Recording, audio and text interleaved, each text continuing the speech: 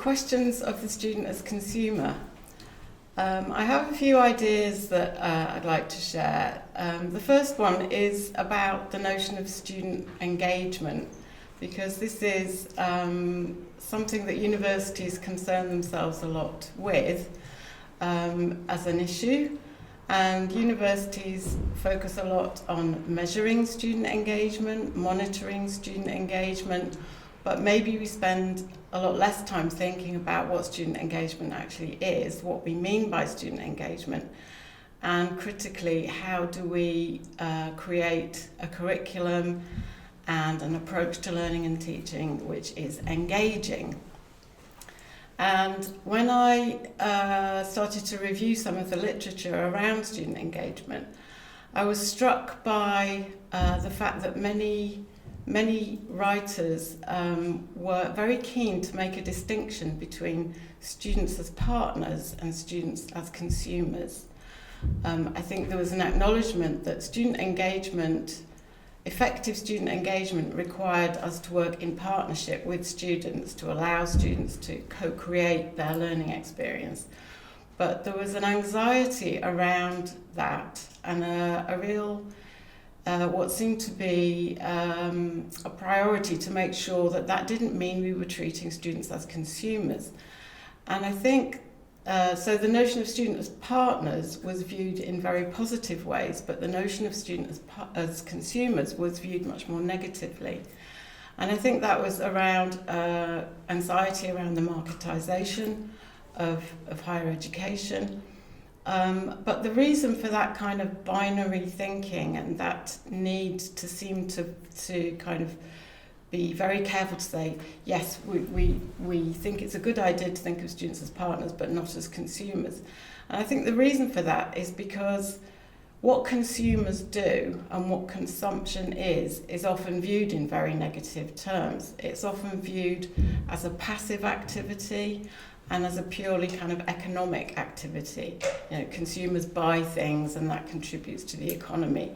But this idea that consumption is somehow passive, you're on the receiving end of something and you're at the end of a process. But actually people who've studied consumption and consumer behaviour, anthropologists and historians of consumer culture, have shown that actually what consumers do and what consumption is an active, creative even practice, and that consumers behave in very unpredictable ways. And that unpredictable behaviour actually generates innovation.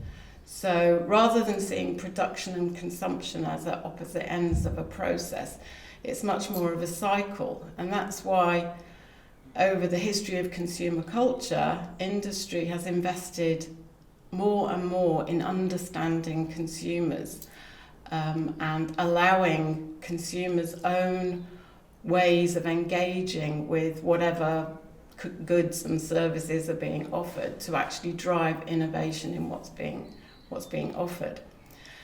So the other idea in relation to this, coming back to education, is about inclusivity.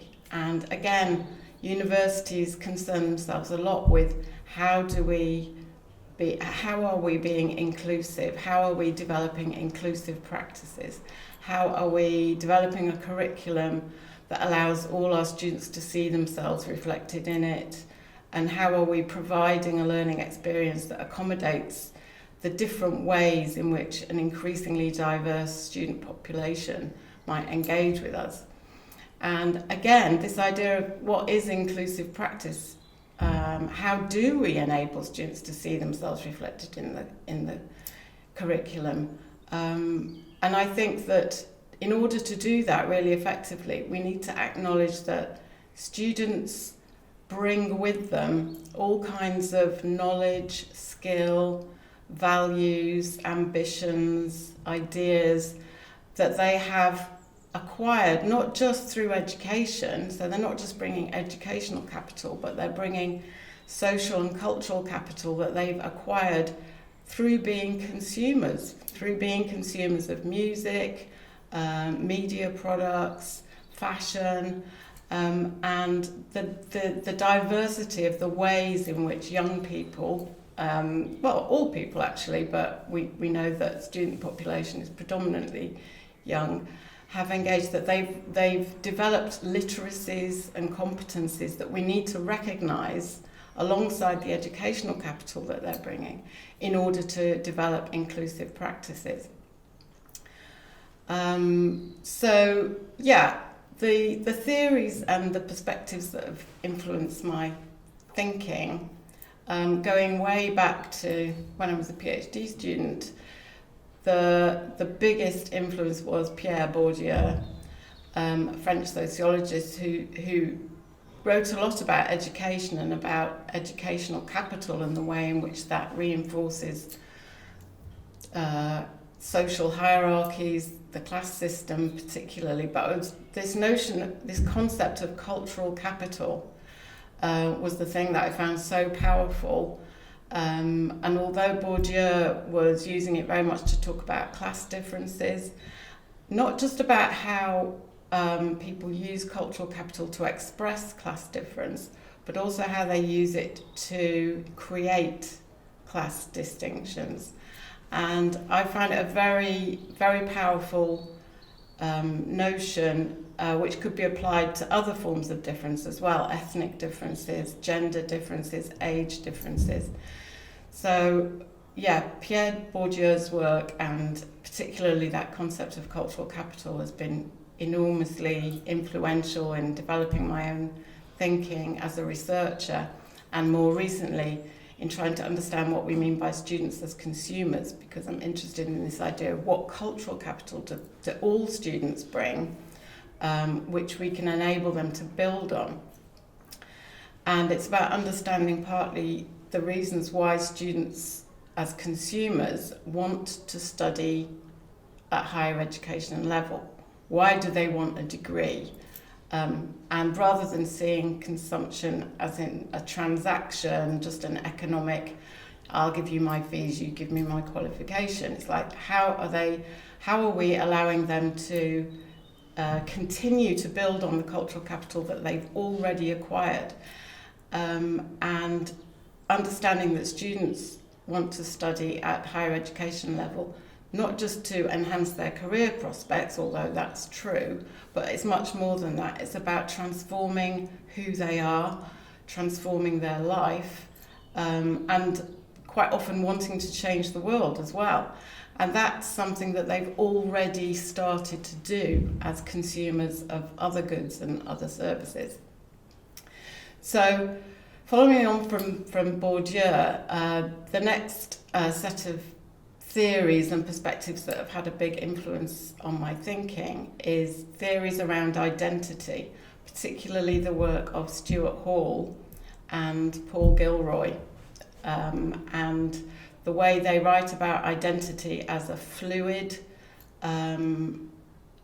experience, which is, I can't remember the exact quote from Stuart Hall, but thinking of identity as a temporary attachment to a subject position. So it's that notion of identity as not being fixed or set, but always in production. So I see consumption as how individuals actually engage in that process of self-transformation and identity development. And Paul Gilroy wrote about identity in similar ways, but the notion that I come back to of his is this notion of cultural promiscuity. The idea is that differences, social and cultural differences, are not absolute differences, that identities develop by interacting with each other. So he came up with this concept of cultural promiscuity. So you can see the university, the higher education learning environment, as a space, as a place where we can foster that kind of cultural promiscuity. And finally, the other set of ideas and perspectives which have influenced me a lot have been around more historical perspectives that show us how consumers have driven innovation. So cultural theorists and historians that have written about youth culture and that notion of subculture and the ways in which consumers, concepts like bricolage and appropriation, taking what's offered and making something new with it and behaving in an unpredictable way, as I said at the beginning. And also the way in which some feminist theories have written about how women as consumers of films, fashion, design goods have appropriated commodities and use that to develop new notions of femininity in a similar way to the way in which young men might have appropriated goods to actually change the notion of what masculinity is. So it's that idea that, as I said at the beginning, that consumption is a creative practice, that it actually drives innovation in industry, but also it drives the way we change attitudes and change notions of who we are. So to bring that back to, thinking about the marketisation of higher education and what universities are trying to achieve in the 21st century, I've noticed recently, in fact, I read a recent report based on interviews with senior leaders in universities saying that unlike maybe 10, 15 years ago, where if you'd have asked a university leader what was driving innovation in higher education, they might have talked about technology, they might have talked about employer engagement and how skills gaps were driving innovation. But now they're more inclined to say it's students that will drive innovation. And I think that's really interesting that that's being recognised, and it means that we need to allow students to co-create the curriculum with us, but by allowing them to bring with them everything that they've already developed, not just their educational capital, but everything they know, stuff that we don't know, but we have to give them the space, and that will engender the feeling of belongingness and entitlement, which is so crucial to that problem of engagement in the first place. And it will enable us to create learning experiences that are engaging, and then we can maybe stop obsessing about just measuring and monitoring engagement with something that's already predetermined. We've already designed the curriculum and all we care about is, are students attending, are they logging onto Canvas? But to shift the focus perhaps much more onto how do we personalise the learning, how do we make students feel that from the beginning what they're bringing with them is being explicitly valued as a strength, so that they feel from the beginning that they're engaging in their own learning experience.